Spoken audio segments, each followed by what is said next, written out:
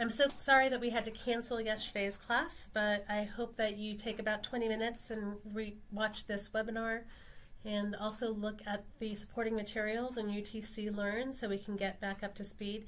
So today we're talking about our vision statements, our learning styles, the goals that we'll be setting for ourselves this semester, as well as critical qualities that we're going to be identifying in our mentors. So what I wanted to start off with is the vision statement. That's going to be something you hand in today at the bowling event, hopefully. So if you have not worked on it yet, I want you to take these questions into mind as you very quickly put this together over the next 7 hours. If you have already worked on it, go ahead and ask yourself these questions and do some tweaking to that before you come to the bowling event tonight and make any changes. But I want to make sure that these elementary questions are answered. What job are you doing? And if you don't have a specific job title, that's fine. We just need to know a little bit about how you're contributing to the success of your organization. What strengths are you playing on in that role? What are people saying about you and your performance? What impact are you having around you? And then also, of course, in what ways have you grown, developed, or raised your skill level from where you are now to where you will be in this future vision of yours? You also want to critique yourself on whether or not the vision is, interesting to read. So is it not clear enough? Is it too long? Is it too short? Also, do we see ways that we can plainly identify how you will need to stretch from where you are now to where you are in this vision? Is it too vast of a spread, or is it too small of a spread? Do you want to find that happy middle ground where you're not eons away, but it's also not something you can take care of within the next couple of weeks or months to get yourself to this point? The vision is really about where you can clearly see yourself soon. So I know it's hard to put that into words, but really this question is the most important. Does the vision seem to excite you? Does it make you proud? And if that can be answered, then you're pretty much well on your way. So I also wanted to let you know that I'm going to be making some notes, hopefully tonight if I am not too busy, but if not, I'll do that tomorrow and I'll scan it and send it to you via email so that you can make some improvements, and it'll be a polished version that you actually give to your mentees. To your mentors. Okay, so the next thing I was going to cover yesterday was learning styles. There are many things that will influence the mentoring relationship. Some you can control and anticipate, but others you can't. Two that you can certainly see coming down the line are, one, your learning style, and two, the skills that you bring to the table as a mentee. So learning styles are good to understand as they will have a dramatic impact on the mentoring relationship, since mentoring has so much to do with the learning process. Knowing your mentee skills are important to make a relationship effective. So you can identify what you already possess, while other skills you can build on beforehand and during. Learning styles influence how you will work with your mentor and how your mentor works with you. So knowing how you will learn will help you in the mentoring process and beyond. Knowing your learning style will help you be more collaborative. It'll help you solve problems more easily. It'll also help you maintain relationships and make you a better decision maker. In your reading this week, you will learn about 4 distinct learning styles, but I also wanted to share Dr. Anthony Gregork's work on preferred learning styles. I find his approach to be really strong. But whichever framework works best for you, Dr. Gregork's work or what you read in the text over this week, that's fine. The important thing is to think through your learning style so you can share this information with your mentor and ask your mentor about what type of thinker they believe they are as well. So when you're armed with this knowledge, you can understand each other better and you can work more efficiently together. So a couple of learning styles. Concrete sequential. These are people who are known for being realistic. They process information in a very ordered, sequential, linear way. They tend to be very hands-on. Ordered learning works best. They're the type of people who like a manual, essentially. Concrete random thinkers are known for their experimentation. They're based in reality, but they're willing to take more risks and find a new way to solve a problem. Learning through multiple perspectives and understanding why is best for this group. They don't necessarily need a manual. They will want to know how things were approached in the past, what the end goal is, and come up with solutions that they think are realistic on their own. Abstract random those thinkers are known for honoring emotion, and they organize information through reflection and in the context of social thinking. So how does the process impact people? They tend to be visual and social learners. Excuse me. So they like to meet with multiple people to learn about impact. They also want to view the work in process so that they can learn. And then finally, abstract sequential. This group is known for theoretical thought. So they like to analyze, they like to philosophize, and they like to do research. They tend to learn through reading, but they also enjoy trying concepts from multiple areas of knowledge and then putting that all together to foster new ideas. Very creative thinkers. Another relationship influencer that I mentioned is the skills that you actively have as a mentee. So this should look familiar. This is stuff that's coming out of your text on the skills that are necessary to be a strong mentee. You're going to be doing an inventory as well to sort of judge yourself on these qualities. But being involved in a mentor relationship isn't something that you do and then you're good to go. Essentially, you're going to learn as your relationship unfolds by honing these skills, getting more and more out of the experience. Your mentoring experience can be qualitatively better if you possess and use these specific skills. You need to prepare for the relationship now by understanding what these skills are, how they will impact the mentoring process, and what competency level you have in each of these skills. So, as I mentioned, you are going to be reading more about these skills in your reading over the week. And most of these are easily defined, but I want to impress upon you just two things. One, you can build each of these skills. You may find yourself lacking in a few areas, and that's fine.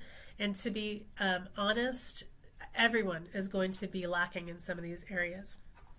But being honest is the most important part here. So when you're honest in this regard and you recognize that you have some work to do, when you are aware that you need improvement, that's when improvement can happen. But you can absolutely work on building each of these skills, and in doing so, you're going to see your mentoring relationship strengthen, which will lead me to my second point. You will benefit most when all of these skills are tied together.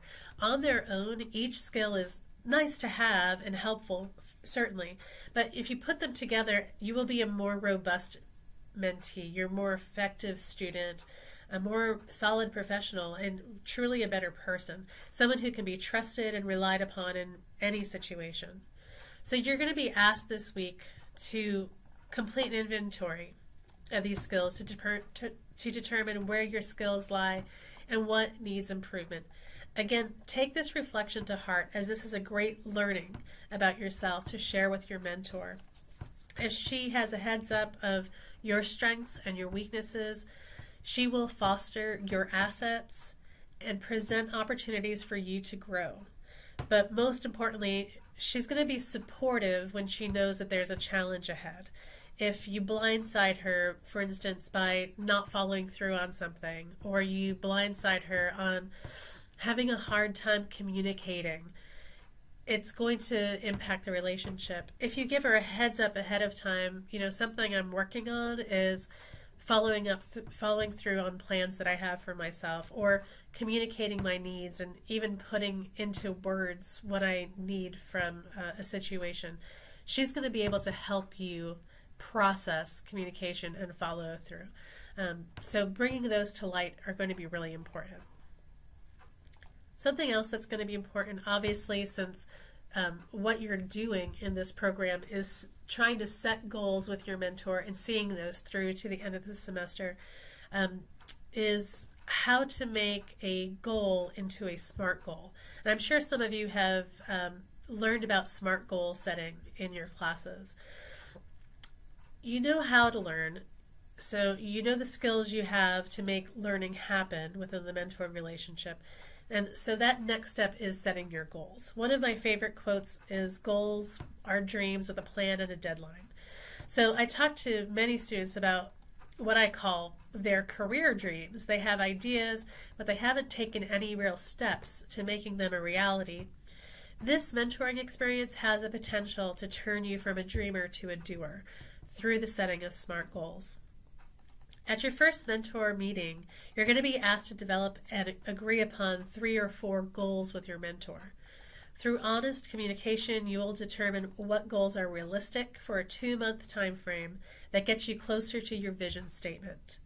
You will find it's a negotiating conversation wherein you and your mentor will need to come to an agreement on your goals. In no case would you be bending to her or his will. That absolutely should not happen. Your vision should be honored, but you will need to use effective listening and strong communication skills to be sure your needs are well voiced and understood, so your mentor can provide the best feedback for you to consider how to set the goal. She will help you refine your goals and define the actions behind reaching them effectively. Having goals is very important. They will ensure the relationship provides you with the progress you seek as a mentee. It keeps the relationship on track and focused, and it helps you use your time together wisely. For best success, ensure that your goals are SMART goals: specific, measurable, actionable, realistic, and timely.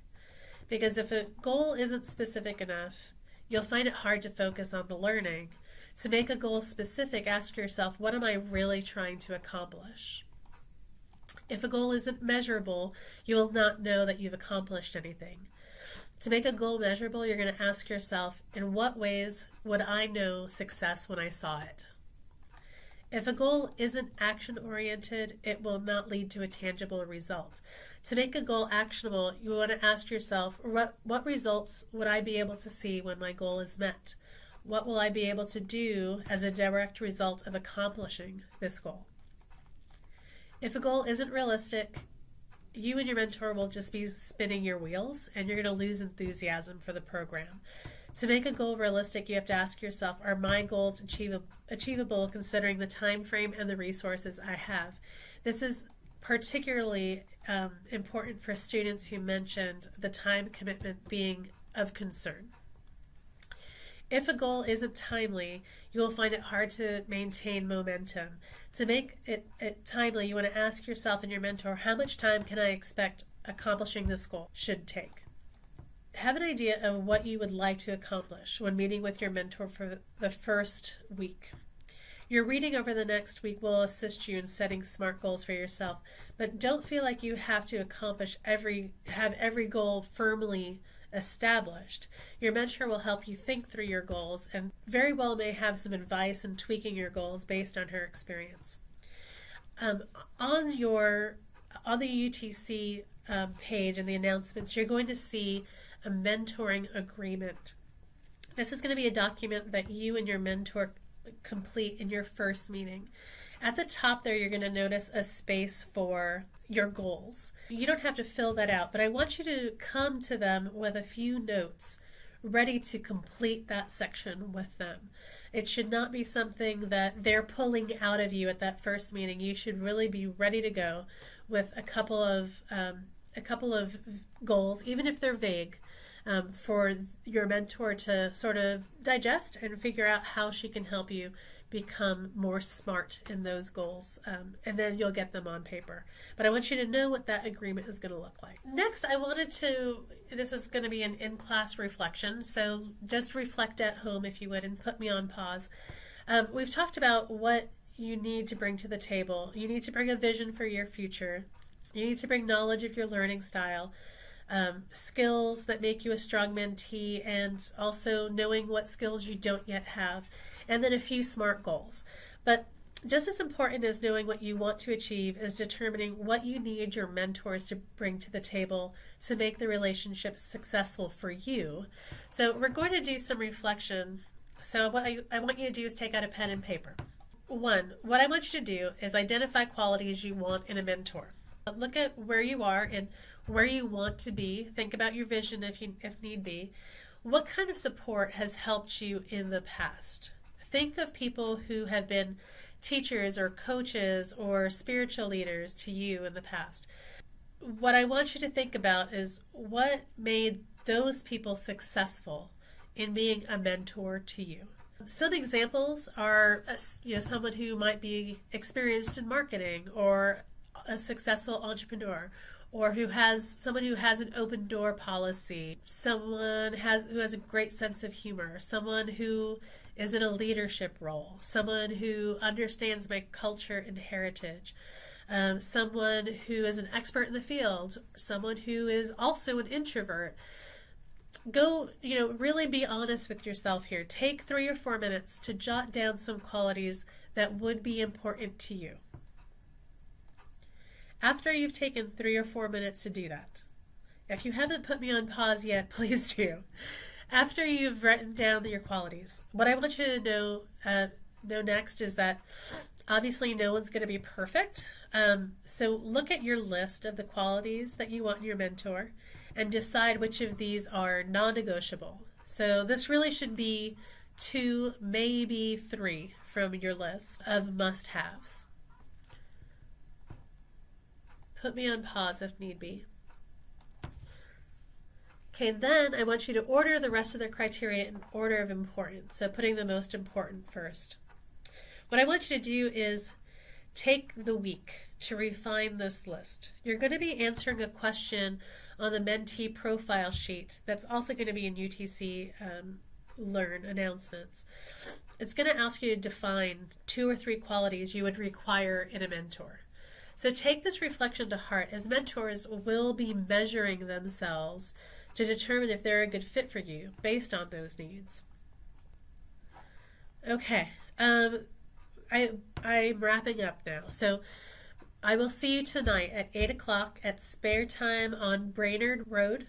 I only have one driving with me, so I hope everyone else is good with a ride. If not, you can call me on my cell phone. It's 423-987-2625. Again, it's 987-2625. And I will come pick you up. This is required unless you have talked with me about a scheduling conflict. And students are not to drink alcohol, even if you're older than 21. Please don't get me in trouble, okay? I'll see you guys there at 8 o'clock. What I would suggest you do prior to coming to bowling tonight is read through everyone's bios, so you have an idea of, a couple of people that have stood out to you so far. But really, this event is to just talk to people, figure out who connects with you. You might be surprised. This is written in the tense of this being yesterday. So come bowl tonight at Spare Time. You want to make changes to your vision statement and bring that to class on the 24th. Again, I will try and make any notes tonight if possible. If not, I will scan my notes and email them to each of you. You want to do some reading in the Mentee's Guide. You want to complete your Mentee Skill Inventory. That's on page 30. Bring that to class on the 24th. You want to complete the profile sheet. Again, that's at UTC Learn in the announcements page. And bring that profile sheet with you on the 24th. Then you want to continue work on the mentor research report. Perhaps after bowling, what you want to do is keep reading about them on their bios and then online. And then you want to start making your decisions on who you want to write a short report on. We're looking for 3 mentors. Okay, so 3 potential mentors. Look at the syllabus for details on that particular assignment, please. And then if you haven't prepared your wardrobe for the mixer on the 31st, please start doing that. Don't forget that the Career Closet is available for you, so if you would like access to free professional clothing that you get to keep, please visit Miss Kathy in Fletcher 216 and ask her for access to the career closet, okay? I will see everyone tonight. Thanks, y'all. You have a great day.